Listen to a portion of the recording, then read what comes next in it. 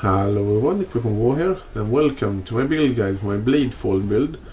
This character was originally meant to be a Vortex Blade build, but when I tried out Bladefall instead, Bladefall turns out to be much more powerful than Blade Vortex was, so I figured out I go with that spell instead. So I made this build, and I hope you guys are going to like it. I'm going to go over my passive skill tree and my gear and all of that in just a second, so let's go right into it.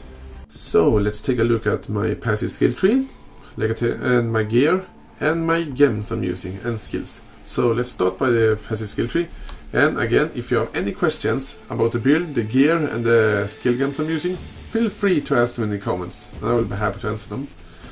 So I am starting as a Templar. I took this life and mana regeneration and life, and also all these mana and life nodes here. I get to Century. I took Rightness Decree, I think it's called. I have Discipline and Training, Retribution, Amplify. By the way, I have really hardly focused on aura, increased radius of area skills in this build, so I have a lot of increased area radius of skills, skill raid. Area of effect. You can take Elementalist if you want, and I have Light of Divinity. I have Purity of Flesh. I have Serenity, because I'm using a lot of auras and I will be able to use them all, so I have this one to just reduce the mana reserved. It's really nice. And I have Arcane Potency to get that increase spell crit chance. I have this agility here just because I needed some dexterity, but if you have some gear which give you enough dexterity, you don't need agility here. It's just to be flexible. If you need it, you take it. And down here I have quick recovery for increased life, increased mana, and increased life regen. Life regen is pretty much this build's primary source to get back life. I have mental rapidity, which increases my cast speed, and also some mana regen. And I'm pretty heavily focused on cast speed in this build, so that's the reason I took these ones. I have Cruel Proportion, really nice note, give a lot of life. I have Deep Forts, which are a really good note. Give me some more mana and mana regeneration, even some intelligence. I have Annihilation, Occultist Dominion, which give a huge amount of spell damage and even good amount of cast speed. I have Blast Radius, again to increase my AoE. I have Deep Wisdom, mostly to get to Heart and Soul. Then if you go down under where I started, I went down to take a Combat Stamina. Again, increase armor, which are really nice, increase life, and also increase life regen.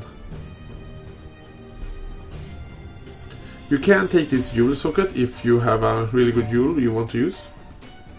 I took this entire big life wheel here, and Path of the Warrior, which actually increases the damage of your Bladefall. Remember now that increased physical damage is the only thing that actually increases the in physical way, which are not spell damage. Is this one of the really good way to actually increase the damage, but it must be increased physical damage. It will not be increased physical damage with weapon or something like that, because that will not work. I have taken Shepherd for mana regen and life regen. I have taken these life regen notes here, and I have taken Conqueror's Efficiency. I took these mana notes here primarily to just get to this area of effect notes here. I'm going to take these notes as well when I'm leveling up next time. And that's pretty much my skill tree. So now I'm gonna go over my gear. My gear is not that special and pretty cheap actually. I can start with the main attraction, which are my weapon, which are a wand. It is not that expensive. I think I bought it for like 10 chaos, which are not that expensive. And a good thing with this wand, it is giving me a huge amount of spell damage, a really good amount of cast speed. It also gave me some life mana regen, and also some mana, which are a mod I placed there myself. My helmet is just a defensive helmet. It gives me a good amount of life, armor, and good amount of resistance. It's a good defensive helmet. I'm using this really highly defensive shield, which gives a huge amount of armor. It even gives me some life. Actually pretty good the protection against the projectile attacks. So bows and arrows and all of that. It doesn't do so much damage to me when I'm using this shield. This shield is not expensive. I think you can buy it for like 1 chaos or something like that. I don't really remember the prices, but it's not an expensive shield. It's really powerful, but it is a level requirement 70, so it will take a while before you can use it. But there are other good shield.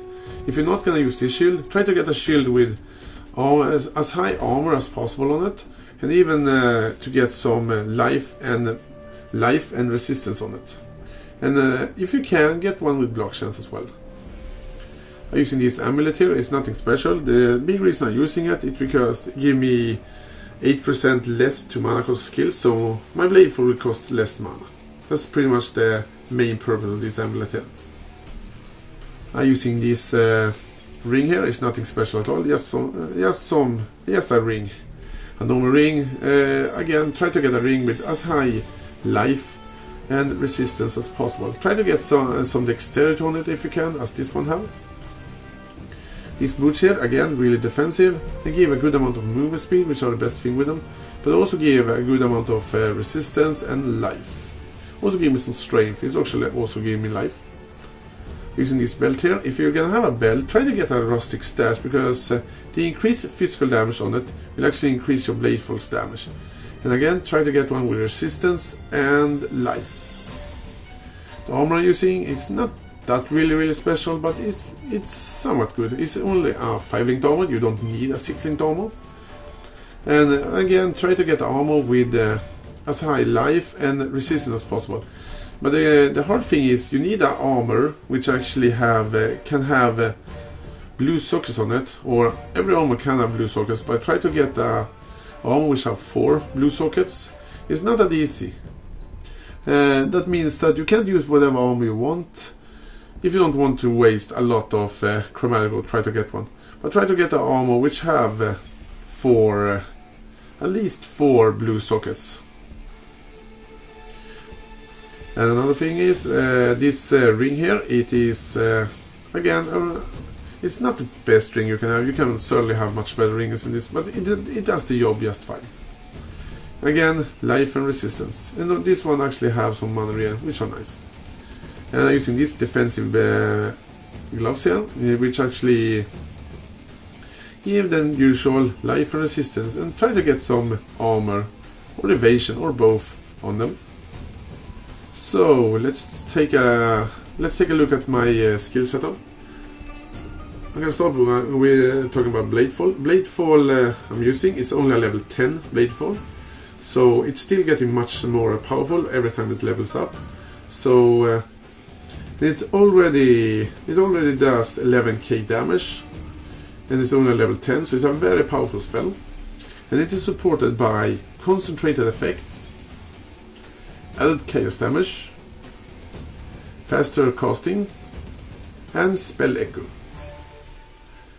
That is what I found out was the most damaging setup, but you can find other damaging setups, but this is the ones I like the most. And the auras I'm using, it is Herald of Ice, which actually not really our aura, because it doesn't affect your party members, but it is we can say it like it is a buff on you. But I'm using Herald of Ice, and the real aura I'm using, it is Hatred. Because you're using a physical spell, this one will grant bonus to your spell and give a lot of damage. And my final aura I'm using is one of the new things, which are actually using an aura of Assassin's Mark. And the reason I can use Assassin's Mark as an aura because of this skill gem here. This is one of the new skill gems in the game, and it is a support gem, and it actually makes your aura into a... what I'm saying, it actually makes your curse into an aura instead. So normally if I put my curse there, you see I have my Assassin's Mark there. If I activate it, it's just a normal curse. I self-cast it. Cast myself, yeah, nothing special with it. But if I put this one, so it's linked to Assassin's Mark become an aura instead. And a really important thing with this aura, it is the curse radius is not that small. That is just showing that you have the curse aura on you, but the curse area effect is like up here on the screen. Every enemy like coming in this close to you will get cursed, so it have a really good range. Not just this one. And another setup we're using is actually a movie setup, which are a lightning warp, which are supported by faster casting and less duration. I also have a damage cost when damage taken setup, which are cost when damage taken a level 1, which are costing Molten Shell and Frost Wall. I don't really know yet what I'm gonna put here. I have some options, but not figure out what I'm more gonna put on my cost on damage taken setup. Maybe I'm gonna put something like Warlord's Mark there, which should be pretty useful. And I have just a Reckoning setup just for fun, because I'm using a shield, and if I'm blocking something, it will get damaged. It's just a fun setup. And that's pretty much my skill, my build and my build setup. And if you have any question about this build, feel free to ask me in the comments. And I'm going to do a lot more build guides like this, because I have a lot of characters and I have a lot of builds I want to renew. So if you like Path of Exile and want to see more builds, please subscribe to my YouTube channel, and I'm going to have these videos up soon. But anyway, thanks for watching guys, and I'll see you guys next time.